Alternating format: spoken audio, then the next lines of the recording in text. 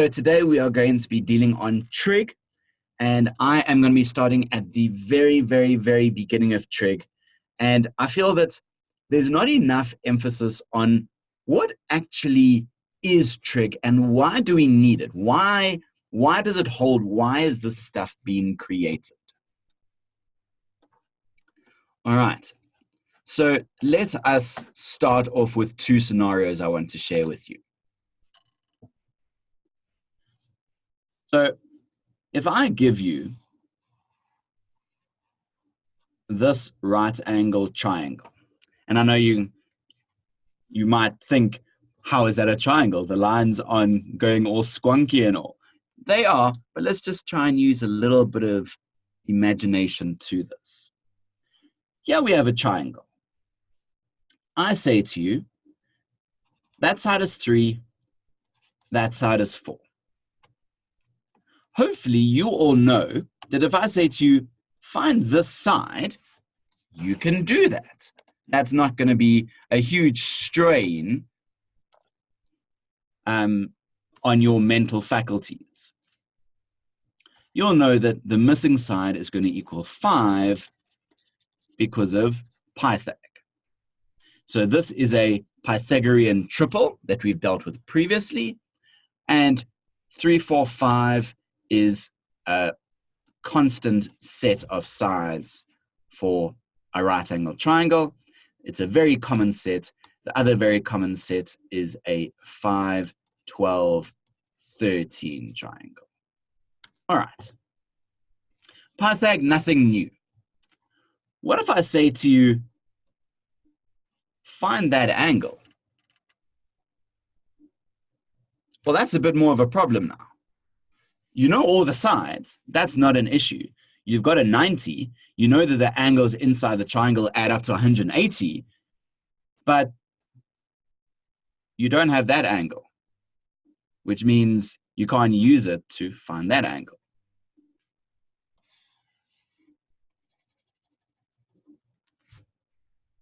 What do we do? Well, on the side of that, we could have another situation. We could be given a purely equivalent right angle triangle. I could tell you that this is 60 degrees. I could say to you, what's that angle? I could even tell you maybe, just maybe, but just maybe, let's say this side is 1. And I say to you, what's that angle? Well, that's not too much of a strain again.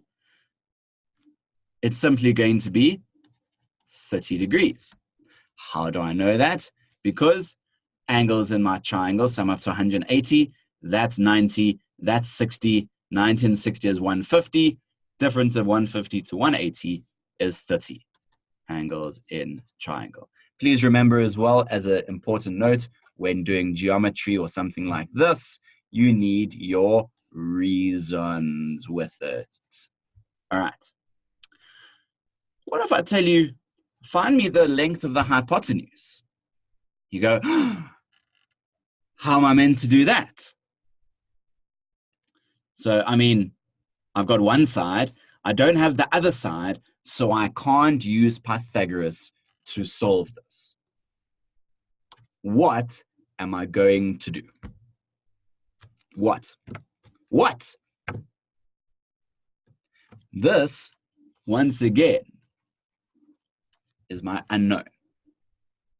And this is where trig fits in. So trig becomes more powerful. So it's actually enabling you to find missing values. But the question is, how? How is it enabling you to find missing values?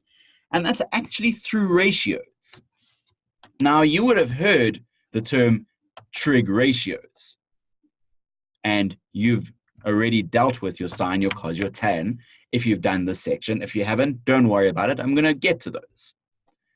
But why are they called ratios? So I have shared with you before my favorite program, GeoGebra. Where's my chat?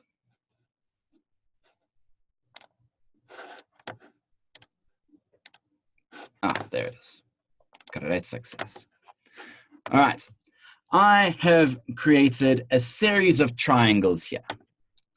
Now, you may notice that there's a small triangle, ABC, larger triangle, ADG, larger, AEH, and then an even larger AFI. And you see, this is one straight line here. And all of these triangles are similar triangles. And hopefully you know that the word similar means that all the interior angles are the same and the sides are in proportion. So when having a look at this then, we are now going to have a look at some ratios of sides. So we can find side lengths, and that is through this one. So I want a distance. So I want to find the distance from there to there, and that is 4, great. I want the distance from there to there. So let's just make sure to move these so that we know where they are applying to. From there to there, and from there to there. So that's the far one we can imagine, and that's the next one over there. All right. So let's have a look at this side. We can have a look at these as well. We need these lengths. We need that one and that one. We need, I'm going to have to move that.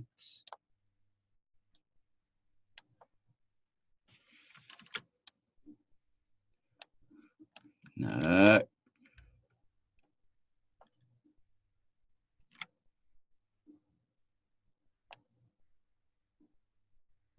All right, I moved him up, so he's actually applying over there, just so that I can get to these. I need that distance there. I need that distance there. I need that distance over there. We can see all of these are different. That's 4, that's 6 up to there, that's 12 up to there, and that's 8 up to there. Great. You're not moving anymore. That's annoying.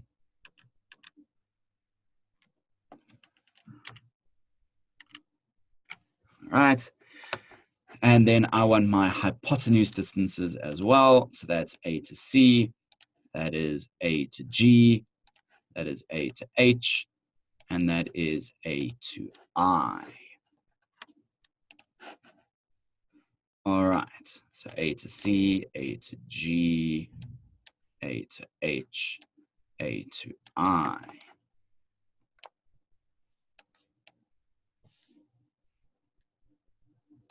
Great, so now we've got all our distances. Now, what if we were to actually calculate the ratios?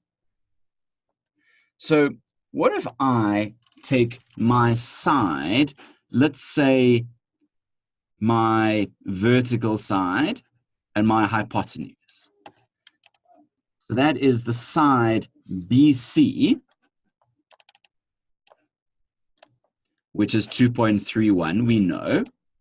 And I'm going to divide that by my side AC. I end up with a half. Well, that's quite interesting.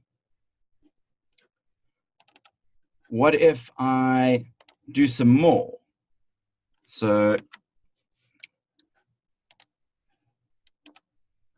trying to get another one in here. There we go. So what if I have another one and I say, well, let's take this vertical length, that is DG, and DG, and I divide it by the hypotenuse of this bigger triangle, which is AG. I also get a half. What happens if I use the next triangle? That is EH, and I divide it by the hypotenuse AH. It still gives me a half. What about the last one, which is IF, and I divide it by the whole hypotenuse AI? Well, that ratio is still a half.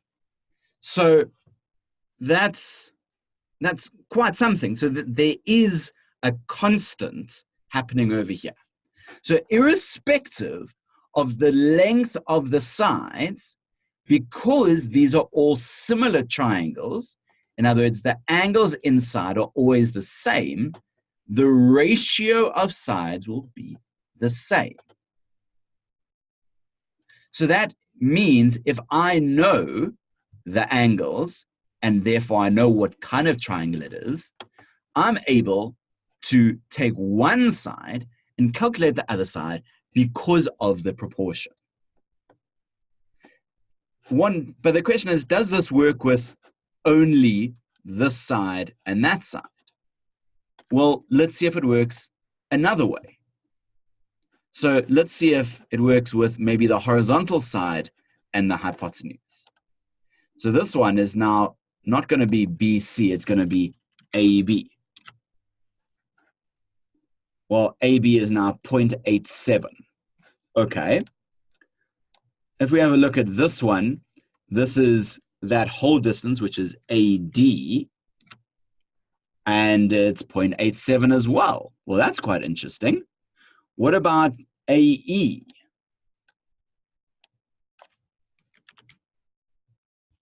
Again, 0.87. And what about AF?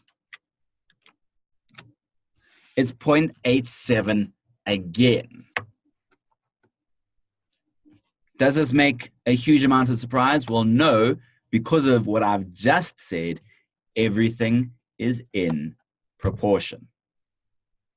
Which means, again, if I do the vertical and the horizontal across all of them, you're going to come out at the same answer for all four of them.